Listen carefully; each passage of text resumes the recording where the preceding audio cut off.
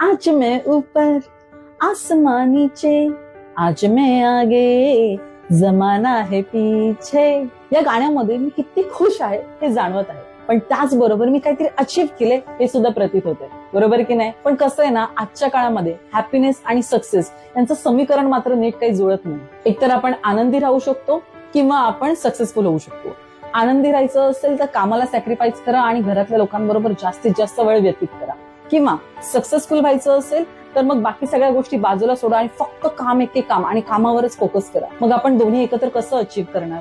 पण हे शक्य आहे. आपल्या पुढच्या पिढीला जर आपल्याला शिकवायचं असेल तर काय शिकवा माहितीये का? आपल्या कामावरती प्रेम कसं करायचं आणि तेच काम करा जे आपल्याला मनापासून आवडतं.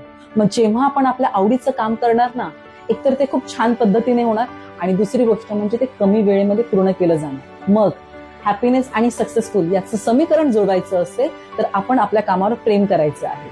हॅपीनेस आणि सक्सेसफुल याची तुमची डेफिनेशन काय ना, हे आम्हाला जरूर कळवा.